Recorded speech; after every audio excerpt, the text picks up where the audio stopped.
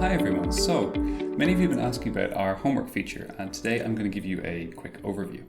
Now you can see in my past classes section here I have the class review button for my recent class, and I can also see this homework button. If I go ahead and click on that, I'll be brought to the homework room for this class. So first thing you'll notice is that it looks like a normal classroom, but instead of the video pane, I have a section here with all the class participants. The top one shows the teacher's name. This was the master view, so I can create an exercise here which will be displayed to all of my students individually. Here you can see I've added a question 1 and question 2.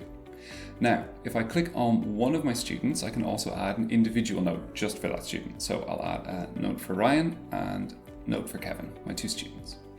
I can also add class materials just like in a regular classroom. Here I'll add a listening exercise and a unit on restaurants. If I go to page 4 here, the students will automatically see it open on that page. Back over on the left hand side, you can see this little I information icon. Here I can add some instructions for my students so they know what to do. This text is editable, so if you make a mistake, you can easily fix it. Finally, I have a chat pane, just like the class chat, so I can communicate with my students if they need help. Going back to my user pane, I can see the status and progress of my students, and I also have a little mail icon. If I click on this, I can send my student a message to let them know the homework is ready for them to start. I should also click up here on the class status. Now it says not started, so let's change this to ready. It will ask me if I want to notify my students, so let's click OK. Now, when my students go to their past classes section, they'll be able to see the homework button appearing next to the corresponding class.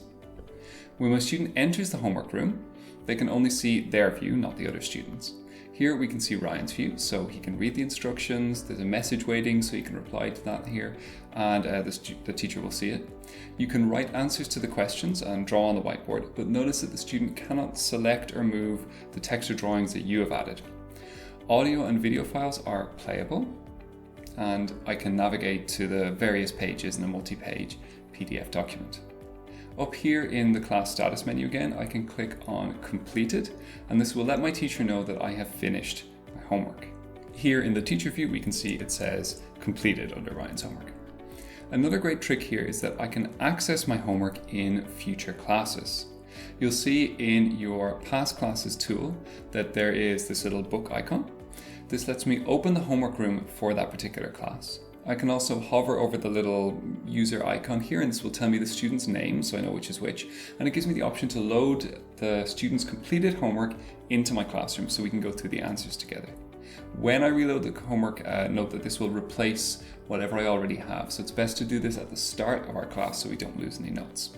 I can now click on and manipulate all the annotations, so any text or drawings here are fully editable to make my corrections easier. So that's it. I hope you found this tutorial useful. Goodbye from me and happy teaching.